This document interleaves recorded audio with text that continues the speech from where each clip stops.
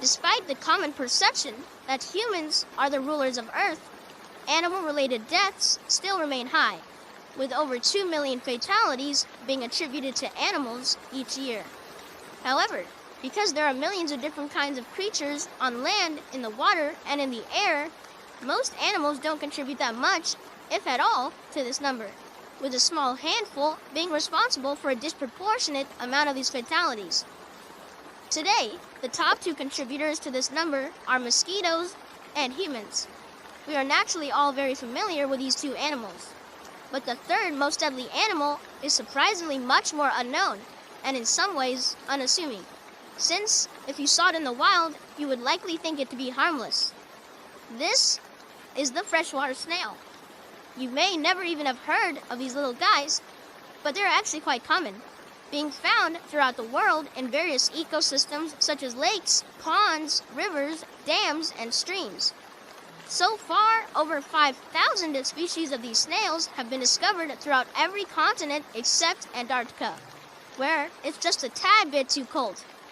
Thanks to the high number of species, freshwater snails are extremely diverse, including when it comes to their size, with the smallest being tinier than a fingertip, while the largest, the island apple snail, can reach 15 centimeters or 5.9 inches in length. The shape and color of freshwater snails widely varies as well, but virtually all still retain characteristics often seen in other snails that have allowed them to be highly successful.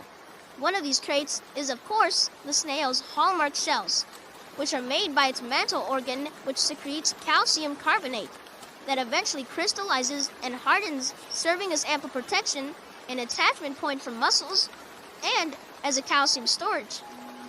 Additionally, freshwater snails in particular have been known to be able to hibernate in unfriendly conditions and reproduce at high rates. In fact, some species of freshwater snails are known to reproduce just 7 weeks after being born and are capable of laying up to 100 eggs at a time.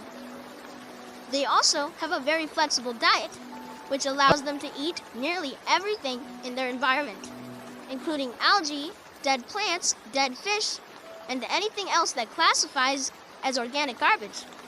All these traits and characteristics have made them highly successful, but not necessarily deadly to humans, which begs the question of why so many people perish because of freshwater snails. The answer is not something that they have, but rather something that lives in them, flukes, or scientifically known as digynia. This is a large class of flatworms which consists of over 6,000 species, the vast majority of which are absolutely harmless to humans. However, 12 are known to be infectious to people, with one in particular being especially nasty, schistosoma. This fluke's reputation is one of misery and death, leading to them being referred to as blood flukes. This parasite is mainly found in Africa, Asia, and South America, where freshwater snails enable them to infect people en masse. This process happens through the release of blood fluke eggs into fresh water, primarily via previously infected people's feces. In the water, they can penetrate a snail's skin or get ingested by a snail itself. Once inside their host, the blood flukes mature and are eventually released by the snails back into the water, where they infect swimmers through their skin or fish, which are then eaten, causing a person to be potentially infected and thus continuing the cycle. Sometimes people get really lucky and don't experience any symptoms despite being compromised, while others aren't so fortunate and can develop a severe disease known as snail fever. This potentially lethal ailment first manifests as a rash approximately 12 hours after infection. This relatively mild symptom can persist for up to 2 months before the next stage of infection occurs, which is the acute phase. During this period, people develop a fever, a cough, muscle aches, headaches, and diarrhea, among other unpleasant symptoms. It's also in this stage that death can first take place, through rare but potentially fatal complications, such as myocarditis and pericarditis. Neurological effects have also been observed in this stage, and even once recovered, studies have shown that some people will remain unwell, experiencing persistent weight loss, diarrhea, abdominal pain, and rashes for years. Currently, treatment consists of one of two antiparasitics, But so far, there is no guaranteed cure, as the medications have trouble killing eggs and young blood flukes. Sadly, these more resistant parasites and those that are left untreated can create an even more serious situation for humans, and that is chronic infection. In this scenario, eggs and worms can migrate and infect various parts of the body over multiple years, causing a vast range of symptoms depending on where the parasites settle down.